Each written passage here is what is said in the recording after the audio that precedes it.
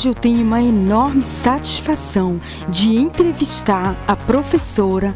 É uma das principais historiadoras. Sua produção historiográfica é dinâmica, de um reconhecimento importante. Seus trabalhos dão ênfase nos campos da história de Mato Grosso, Câmara, política, fronteiras e das relações raciais. A pesquisadora já tem 3 livros publicados e atua como professora na Universidade de Cuiabá.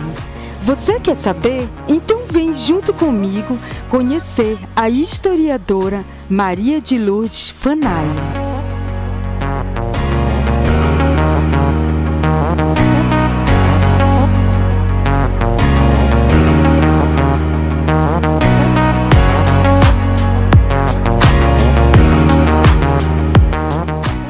Olá, professora, tudo bem? Tudo bem, Nilce. É um prazer estar com você.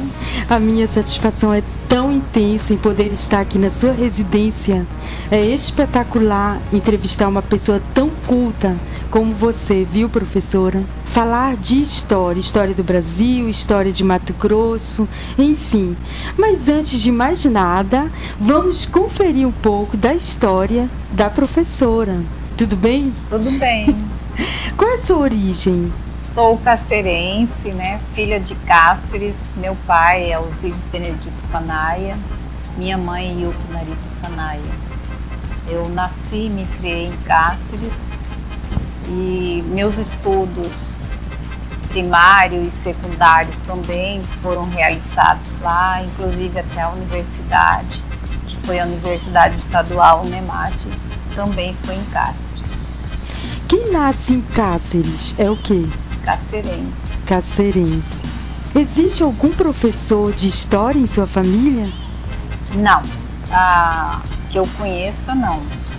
Eu sou formada em História, mas não conheço nenhum primo, parente que tenha essa formação.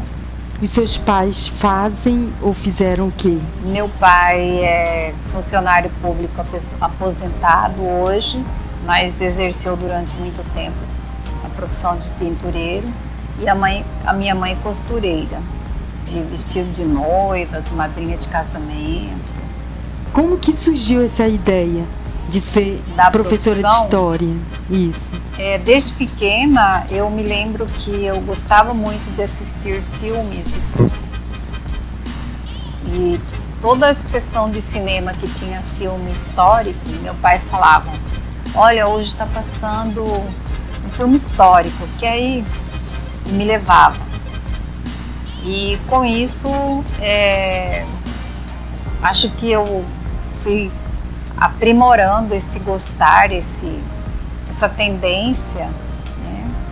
E durante a minha mocidade, e depois mais tarde, durante a minha mocidade, quando eu fiz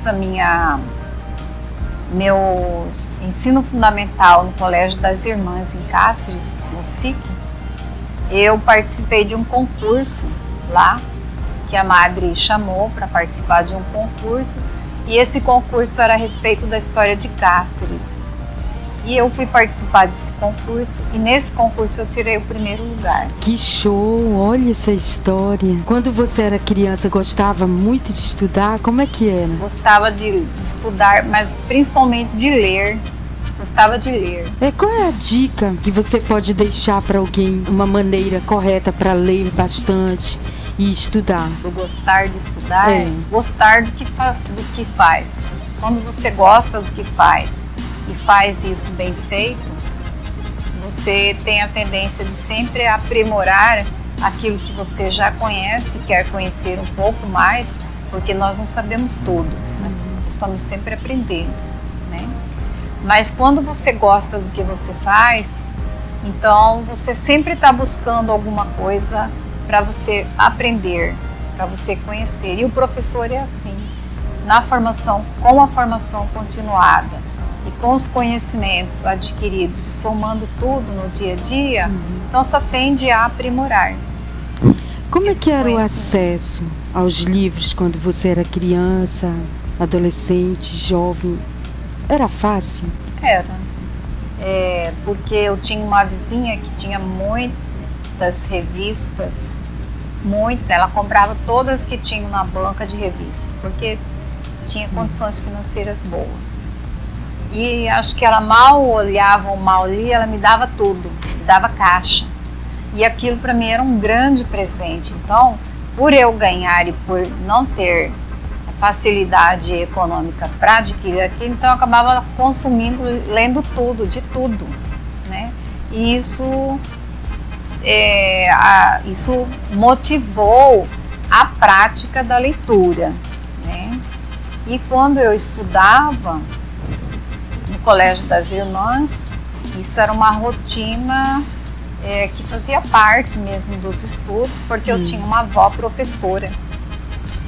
Essa avó hoje é falecida, mas foi ela que incentivou, foi ela que deu, vamos dizer assim, ela que mostrou caminhos, né, que para você ser uma boa profissional, independente de estar escolhendo naquele momento que profissão você teria, ela mostrou os caminhos. Nessa época, qual assunto que mais chamava a atenção? Que você ficava ansiosa por encontrar um livro específico? Não tinha um assunto específico. Eu acho que tudo que tivesse relacionado com o que você estava aprendendo, com o que trazia novos aprendizados, já era uma forma de você somar conhecimentos. Né? Aí cresceu assim nessa vibe, estudando, lendo bastante, até que sentiu esse desejo, né, de ser uma profissional. Sim, eu me lembro que terminando o segundo grau, já prestes a fazer o vestibular, eu tinha escrito um caderno, e eu tenho esse caderno até hoje. E escritos variados tipos de escritas, né, sobre, por exemplo, saudade da minha avó que tinha falecido, vários assuntos do cotidiano, na verdade, escritos sobre assuntos do cotidiano, certo? Mesmo sendo criança ou adolescente, porque não tinha muita maturidade. E aí, quase terminando o segundo grau, já prestes a fazer o vestibular, eu resolvi que eu tinha que pegar aquele caderno e publicar, porque eu entendia que era só chegar numa gráfica, na época gráfica, né? Só chegar numa gráfica e estava publicado. E aí eles falaram assim, olha, só imprimir, encadernar, e não era isso que eu queria, não era assim que eu pensava. Eu pensava como um livro. Nossa. Né? E aí a forma como eles estavam me explicando não me satisfez. E eu voltei para trás, guardei o caderno, bem assim, frustrada, né? Porque eu achei que aquele primeiro passo que eu estava dando já era uma coisa assim, né? Que ia ser, e não foi assim. Que fantástica essa história. Mas a forma de você sentir que isso ia virar um livro, que eu ia ser uma escritora, isso, naquele momento eu senti isso. Por isso eu levei o caderno como se já fosse assim, publicar um livro como se fosse bem fácil, né? Porque não é muito fácil, né? A publicação de um livro. Não mesmo. Não pela...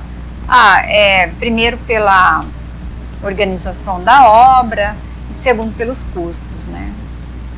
Que história fantástica. Fica aí ligado, porque tem muita coisa ainda que vamos conferir aqui, ó, na casa da professora Maria de Lourdes Fanaia, historiadora e pesquisadora. Muito interessante, viu? Eu tô aqui, ó, assim, com a emoção de imaginar que essa semente foi plantada lá quando você ainda era criança, né? Que maravilha. E hoje, como você se vê como uma pessoa? Na verdade, essa formação educacional da infância, da adolescência, eu hoje vejo como a minha educação formal e não formal. Porque a educação formal a gente sabe que é a escola, a universidade. E a educação não formal a gente sabe que é fora da escola, que compreende as questões culturais, né? Por exemplo, ir ao teatro, ir ao cinema, assistir uma peça, ouvir uma música, um concerto. Então tudo isso fez parte da minha educação não formal. Porque eu me lembro que o meu pai, quando ele não falava para mim do filme, para nós todos, né, do filme histórico, ele falava de levar no circo e a gente ia. Então isso hoje eu vejo como parte da minha educação não formal, que complementou a minha educação formal, que foi orientada pela minha avó e que foi estimulada o gosto pela leitura, o gosto pela escrita, como hoje ainda é. Porque hoje eu percebo que a escrita, para mim, é como se fosse um hobby. Mesmo que eu não tenha muito tempo, mesmo que eu saiba que isso não dá muito dinheiro, entendeu? Então, assim, mas é um tempo empregado como se fosse um hobby. Como se desse, assim, um stop em mim, que eu sou bem, como que eu vou dizer assim, bem elétrica, né? Uhum. E a escrita, ela me deixa concentrada, focada. Mas além de escrever, também você gosta de andar de bicicleta? Ah, sim, tem o hobby esportivo, né? Uhum. Que é a bicicleta, caminhada ao ar livre, né? Gosto mais da caminhada, da corrida ao ar livre do que de academia. Uhum. Quais características você considera muito importantes para a sua carreira? Para um profissional de história, sim, considero que, primeiro, a pesquisa, né, é uma ferramenta importante dentro da pesquisa, saber lidar com a documentação e também com todos os tipos de fontes para você poder embasar aquilo que você está escrevendo, aquilo que você está pesquisando, né? Que legal. E por conta disso é que eu acabei orientando vários alunos em determinadas ocasiões, e nessas orientações eu acabei publicando um livro. E esse livro é produto de um trabalho, de uma pesquisa e também de cursos da aula em si, e que a Universidade de Cuiabá, a UNIC, acabou publicando essa obra, que ela tinha uma editora, né? Você está com essa obra aqui? Publicando essa obra. Um desse aqui? Que é esse aqui. Ah, essa obra aqui.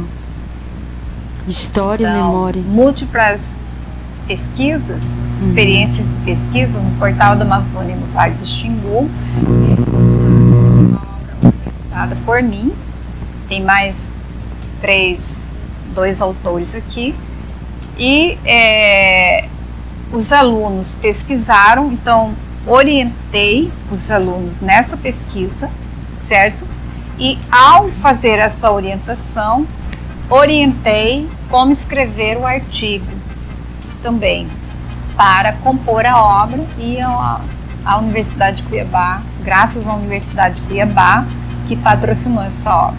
Existem muitos exemplares desta obra dentro da própria biblioteca da UNIC. Como é que faz para adquirir uma dessas obras? Esta obra hoje ela está esgotada, porque não foram feitos tantos exemplares para estar no mercado. Mas parece-me que tem muitos exemplares dele hoje na biblioteca da UNIC, que você pode estar emprestando. Outra obra paga pela Universidade de Cuiabá também foi esta obra aqui, Múltiplas Escritas, Educação, História e Linguagem, que reúne também variados artigos de alunos que orientamos, são vários autores aqui também, organizadores da obra, né? E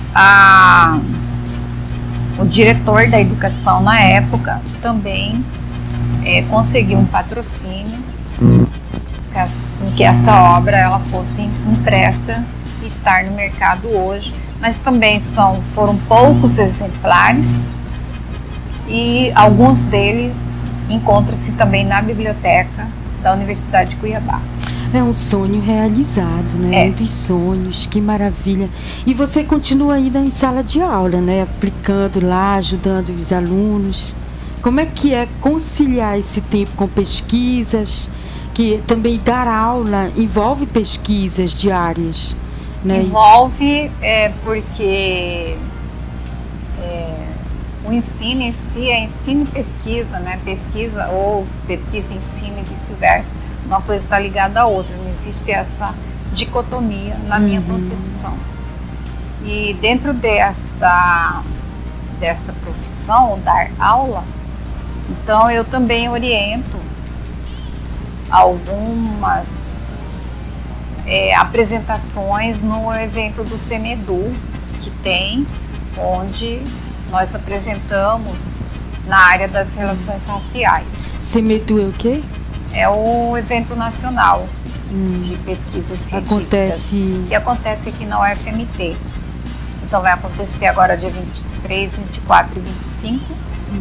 E lá nós apresentamos também resultado de pesquisas. Agora desse mês, né? Agora. Faz a inscrição pelo site ou como apresentador de trabalho, com antecedência, ou como ouvinte. Que importante, 23, 24, 25, agora, né, em setembro. Então essas pesquisas que serão apresentadas lá, também é resultado de um trabalho, não só da sala de aula, mas fora da sala de aula, mas que diz respeito à temática das relações raciais, porque hoje eu pesquiso nessa área, sobre as relações raciais. Então temas que estão ligados dentro da temática das relações raciais. Nós já vamos entrar nesse assunto aí, mas eu estou vendo uma outra obra aqui, né? Essa obra aqui é um esboço sobre a Câmara Municipal de Cáceres, Vila Maria do Paraguai, hoje é Cáceres. Então essa obra aqui é resultado da dissertação de mestrado, onde eu abordo a cidade de Cáceres no período da escravidão. E para abordar a cidade, eu abordo a cidade a partir do olhar dos vereadores.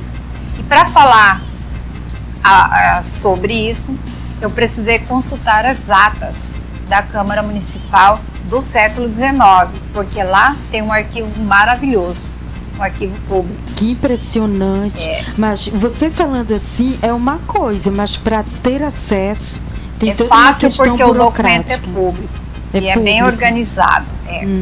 E aí eu precisei consultar essas atas, em média de umas 500 atas, para poder retirar dados, informações contundentes que diz respeito com relação à cidade de Vila Maria do Paraguai, hoje Cáceres. E esta obra, como ela é resultado do mestrado, da pesquisa de mestrado, eu acabei conseguindo esse patrocínio da Câmara Municipal de Cáceres, da Câmara de Vereadores, e distribuí para a rede pública e para a biblioteca de Cáceres e a rede pública municipal, a obra. Então ela não foi comercializada, esta obra. Ah, entendi. Como foi que surgiu a primeira ideia para escrever como historiadora? Com a pesquisa, com a pesquisa do mestrado. Foi a partir daí. Mas antes da pesquisa do mestrado, já fazia especialização na UNEMAT, curso de especialização, e com a especialização também já exigia fazer a monografia, a pesquisa em si. Eu já comecei a fazer a pesquisa voltada para Cáceres, voltada para o século XIX. Por quê? Porque não tem nada de pesquisa relacionado a esse período sobre a cidade na época, certo? E aí, com o passar dos dias, eu acabei descobrindo que eu podia olhar a cidade a partir das atas dos vereadores. Como que eles descrevem a cidade a partir do olhar do governante em si, né? E como que foi constituída essa Câmara Municipal no século XIX e como que ela está tão presente nos dias atuais. Então, ao mesmo tempo que é uma questão política e social construída no século XIX, no caso Cáceres, é uma questão atual da nossa realidade, né? E aí eu trago as problemáticas da cidade, como que eles descrevem os problemas da cidade. E eles vão dizer o tempo todo que eles têm um bom desejo para realizar as obras, tudo que tem para resolver, mas que falta recursos. E nessa análise do faltar recursos, como ela é muito constante nas atas, eu acabei enveredando, saí das atas e fui olhar os orçamentos. E ao pesquisar os orçamentos, achei curioso isso, uma coisa puxa a outra para pesquisar a fundo o que está acontecendo. Eu acabei verificando nos orçamentos públicos da cidade que não havia déficit no caixa. O caixa sempre não tinha saldo, mas não tinha déficit. E aí, além disso, eu observei que havia um caixa de recibos avulsos. E nessa caixa de recibos avulsos, encontrei recibos com valores enormes e esses valores não constavam na lista de orçamentos, nem de entrada nem de saída. Nossa! E aí foi aí que eu acabei observando, né, as questões econômicas das cidades recolhidas pela Câmara, né, como que elas são administradas, como que a cidade é administrada a partir dessa instituição. E aí, para isso, eu precisei averiguar essa documentação. Essa acessibilidade poderia ter acontecido também aqui enquanto Cuiabá? Cuiabá tem um arquivo público, né? Que é maravilhoso. Maravilhoso. Qualquer professor de história pode ter acesso. Qualquer pessoa, qualquer cidadão tem direito. Nessa obra eu não trago as questões raciais, que eu só trago as questões governamentais. Como se governa a cidade a partir do olhar desses vereadores, como que eles estão governando, né? E aí, só de alguns anos para cá, como eu fui tutora de cursos de capacitação das relações raciais da UFMT, eu acabei gostando de trabalhar com a temática, até porque eu sou neta de negra, né? E eu acabei enveredando em pesquisar temas relacionados às relações raciais. Então eu tenho vários artigos publicados. Que massa! Então foi daí que partiu a ideia, né? Eu tenho vários artigos publicados sobre as relações, temas ligados às relações raciais. Por exemplo, eu tenho um artigo que chama-se uma abordagem sobre a questão negra no Mato Grosso a partir da imprensa, no século XIX, no período da escravidão. Como que essa imprensa está retratando esse negro aqui na cidade?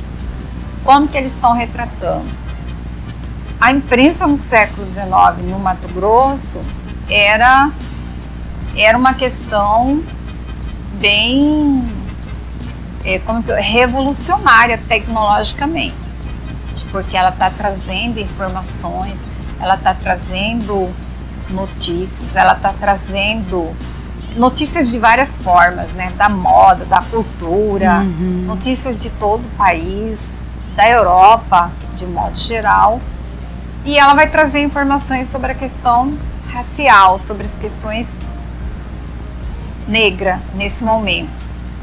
E então é muito comum os variados jornais que existem aqui em Cuiabá no século XIX falarem sobre essa questão racial, né, que prenderam um negro, que um negro fugiu, que foi para o quilombo, que vão atacar quilombo, é muito normal. Mas eu acabei descobrindo na pesquisa, durante alguns anos depois, bem recente, que no século XIX houve no Brasil jornais, imprensa, que no período da escravidão, jornais escritos por negros, para negros e de negros, que quebra com todo o estereótipo de que o negro ele estava ali como escravo, que o negro era incapaz, que o negro era incompetente. Então esta forma de lidar com a imprensa no século XIX, e isso tem muitos jornais que apareceram no Rio Grande do Sul, em São Paulo principalmente, certo? Então eu comecei a investigar. Mas e aqui no Mato Grosso, como que foi essa situação? Ela foi muito similar, ela foi parecida, ela não foi? Foi um impacto muito forte. E eu encontrei jornais aqui no final do século XIX que vai tratar da escravidão, no sentido de que está incentivando o negro a buscar outros caminhos, que o melhor caminho é a educação. Por quê? Porque eles querem trabalhar com a questão educacional e reverter, né, o processo que foi construído desde o século XV no Brasil até o processo da abolição, no sentido de valorizar essa pessoa que eles chamaram de escravo, porque não era escravo, porque ninguém nasceu escravo de ninguém, fizeram a pessoa de escravo para tentar moralizar, para valorizar a identidade e cultura afro-brasileira, certo? Então, mais ou menos assim que o artigo que eu abordo. Agora, pensando em múltiplas experiências de pesquisas históricas, qual a experiência mais marcante que você vivenciou enquanto pesquisadora? Penso que foi a organização dessa obra. É essa aqui, né? Não, a outra. História e Memória. Ah, esse aqui. Essa História e Memória. Penso que foi essa obra aí, porque pela primeira vez eu pensei em unir a questão profissional da sala de aula com a pesquisa. E essa obra, parte dela, ela foi, na verdade, a Unic tinha cursos modulares no interior e eu ministrava esses cursos, que é a graduação. E uma das turmas que eu fui foi em Canarana do Norte aqui. E nessa cidade existe um arquivo lá organizado por um grupo de pessoas gaúchas que, embora seja um arquivo privado, ele está disponível para o público consultar. E aí eu fui lá conhecer e vi que tinha muitas fontes e que essas fontes não foram exploradas, não tinham sido trabalhadas, não tinham sido selecionadas. E durante alguns dias eu selecionei algumas delas, já visando a temática. E aí numa outra viagem que eu fiz à mesma cidade, que foi Canarana também, porque eu dei lá nessa cidade 5 módulos de história. Você chegou a morar lá ou Não, ia e voltava? Ia e voltava, era um módulo de 15 dias, 18 dias, voltava e voltava de novo. É longe daqui? Não, é 10 horas daqui. E aí eu cheguei na segunda vez que eu voltei, então eu disse para os alunos que nossa aula seria dentro do arquivo, não seria na sala, e que lá a gente faria um outro tipo de trabalho, porque a gente ia unir a teoria com a prática. E aí dentro desse universo, o fato de reunir, o fato de organizar as fontes, o fato de orientar os alunos, essas orientações não foram feitas durante muito tempo nas aulas, foram feitas mais final de semana lá mesmo, tipo assim, dia de sábado, dia de domingo, e os alunos bem assim animados, bem entusiasmados com a proposta de trabalho, e eu, porque eu tinha uma fartura de fontes na mão, então isso facilitou bastante o meu trabalho. E quando a obra estava pronta, então eu mostrei para o nosso diretor da educação da Universidade de Cuiabá, e aí resolvemos publicar a obra, que foi uma grande valorização, né? Não só dos cursos que eu dei, mas do trabalho, da pesquisa em si que eu orientei esses alunos. Sim. E as pessoas da cidade ficaram bem orgulhosas que massa de verem os alunos pesquisando, Que publicando, show. sendo autores, né, também, né. Que valorização, né?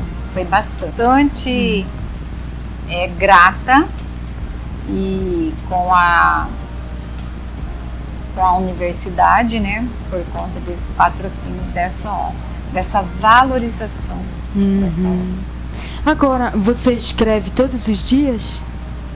Não, depende da época em que eu estou pesquisando, o tema que eu estou pesquisando. Tem um momento exato, de manhã, à tarde, à noite? É mais cedinho. Cedinho. Mais cedinho. Dá mais inspiração? Não, eu tenho mais tranquilidade. Tá começando o dia, né? Então, acho que eu tenho mais gás. Que legal. Nessa obra, múltiplas experiências de pesquisas históricas, há destaque para a Marcha Oeste, né? O que foi a Marcha para o Oeste? A obra ela está voltada mais para o período da Marcha para o Oeste. E essa Marcha para o Oeste é uma política getulista. Na verdade, é o principal objetivo de Getúlio Vargas. E Getúlio Vargas, quando ele coloca esse objetivo, é porque ele já tinha os olhos para Mato Grosso. Então eu digo sempre que a menina dos olhos de Getúlio sempre foi Mato Grosso, porque era o alvo central da política dele. Então, a Marcha para o Oeste foi promover migrações de outros estados. Aí, por isso que forma a cidade de Canarana, a cidade de Terra Nova do Norte, a cidade de Alta Floresta, que é o contexto dos artigos que estão nessa obra aí, que é parte da história de Mato Grosso, a partir da Marcha para o Oeste. Os imigrantes chegam Então, exatamente, ele promove essa migração intensa, né? E essa migração intensa para cada cidade desta, hoje, né, tipo assim, Alta Floresta, foi dirigido pessoas de um determinado estado. Então, por exemplo, de Canarana do Norte foram gaúchos. Nossa, que organização! Determinada região. Para Terra Nova do Norte também foram gaúchos, de outra região do sul. Para Alta Floresta são mais paranaenses. Então, assim, para cada localidade, vendeu uma imagem do Mato Grosso num determinado estado, para poder promover essa migração, esse deslocamento populacional. Então o governo na época conseguiu seu objetivo, né? Mas tinha...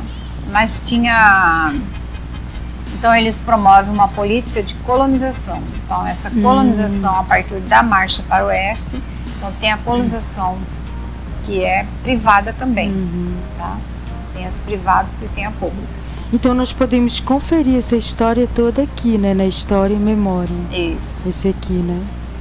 Quais as consequências desse evento e o reflexo que nós podemos constatar desse fato da Marcha para o Oeste? É a nova configuração do mapa de Mato Grosso, né? Porque altera totalmente o que nós tínhamos como território, o que nós temos como espaço. Então existem... a partir disso o mapa de Mato Grosso mudou, né? E que com o passar do tempo nós recebemos várias culturas, né? Uma diversidade de culturas, de pessoas de vários estados, e também tivemos a divisão do estado, né? E aí com a divisão do estado, essa parte geográfica de Mato Grosso, que faz parte dessa migração que ocorreu a partir da Marcha para o Oeste, né, é resultado dessa política. Professora, você é palestrante também, você ainda continua fazendo palestras? Sim, quando diz respeito a temas ligados à história de Mato Grosso, dependendo do tema e das pesquisas que eu desenvolvo, sim, faço palestra. Como é que faz para alguma instituição ou algum evento social chamar você? Depende da ocasião, né? Depende do que esse evento tá trazendo de temática, né? Então, por exemplo, se nós estamos falando dos dias atuais, nós podemos falar de Mato Grosso no contexto da globalização. O que é isso? O que significa isso? O que representa isso para nós, Mato Grosso? Por exemplo. Então depende muito do tema do evento. Para que você participe de alguns eventos como palestrante, você pode deixar algum contato? Ah, sim, no próprio e-mail, né? Uhum. Posso deixar com você depois. Tá, se você quiser pode... citar, a gente já coloca aqui embaixo, ó. Sim, Mari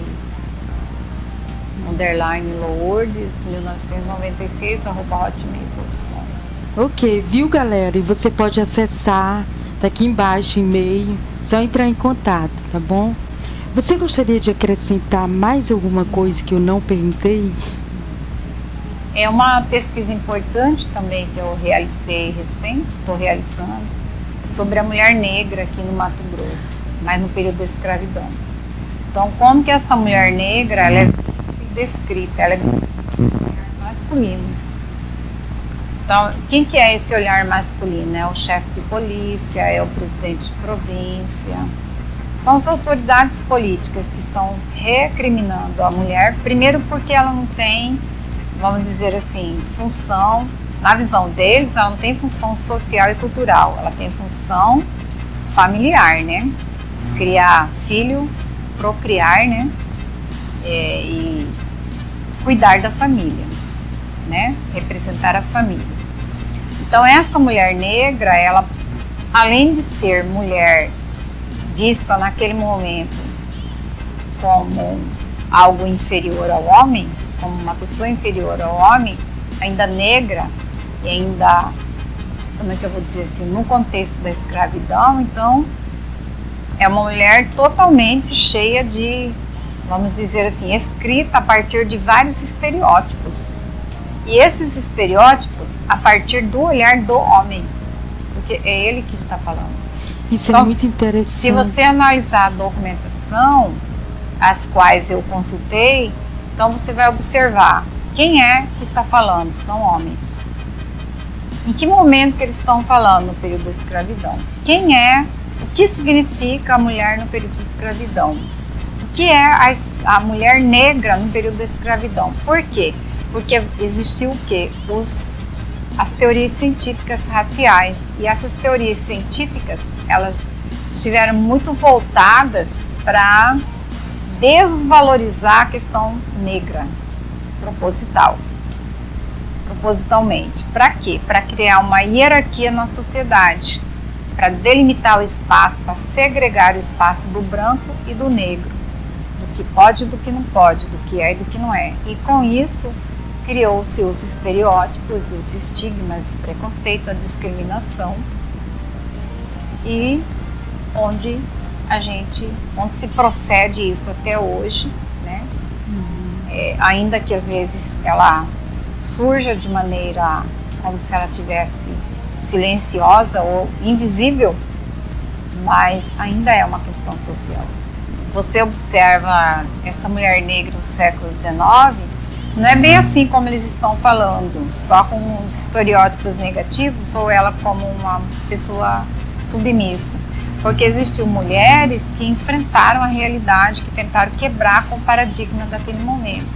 Então tem mulheres como, por exemplo, a Teresa de Benguela, que era rainha do quilombo de Vila Bela, que na época era a capital de Mato Grosso, Vila Bela, e isso enfrentou as autoridades políticas. Né? Ainda que esse quilombo fosse incendiado, ainda que ela se suicidasse, ela suicidou, né, naquele momento histórico, mas são formas de mulheres que enfrentaram a situação na tentativa de quebrar com o paradigma do sistema daquele momento. Nossa, e tem a história da mãe Bonifácia também. Eu estive assistindo um vídeo de uma entrevista sua, eu achei super interessante. Era uma negra, né, que vivenciou aqui no período da escravidão em Cuiabá, que morava nas proximidades do Parque Mãe Bonifácia, e há documentos que diz que uma das proximidades dessa moradia é do outro lado, lá da Miguel Sutil, chamado Ribeirão, né? E ela indicava caminhos para os escravos, segundo o que contam, né? Mas eu digo sempre que ainda tem muitas fontes, muita pesquisa ainda para ser feito sobre a Mãe Bonifácia, sobre essa personalidade, sobre essa protagonista. Tem muita pesquisa a ser revelada aí, porque existiu, por exemplo, pessoas que escreveram no final do século XIX, início do século XX, sobre ela. São crônicas, por exemplo, de Francisco Alexandre, né? E ele escreve sobre ela. Então existem pesquisas ainda a serem reveladas. Tem alguma novidade? Eu vi alguma coisa a respeito do livro A Rusga. Pode falar desse lançamento? A Rusga foi um livro lançado e organizado pela UFMT, e a autora a professora Maria Denir Peraro e o professor Ernesto Vicena Cerveira. Então eles organizaram essa obra, reuniram vários artigos de vários autores sobre o tema Rusga, que é um aspecto da história de Cuiabá. E dentro dessa organização eu tenho um artigo. E nesse artigo eu discuto o silêncio sobre a Rusga nos livros didáticos, no ensino de história. Por que esse silêncio? O que é esse silêncio? E eu chamo a atenção, né, para nós, né, moradores de Cuiabá, ou alunos, professores da educação básica, com relação a isso. Mas essa é uma outra história que nós podemos falar depois. Lógico, é isso aí. Obrigada pela sua gentileza de estarmos aqui reunidos para falarmos um pouco da história, um pouco sobre pesquisas históricas e principalmente sobre Mato Grosso. Ok, galera, nosso tempo acabou. E olha, foi um momento assim espetacular, de muitas histórias super interessantes. A gente vai ficar por aqui. Eu sou Nilce Gouveia, da GA Assessoria de Comunicação, com imagens de Diogo Andrade. Tchau, tchau!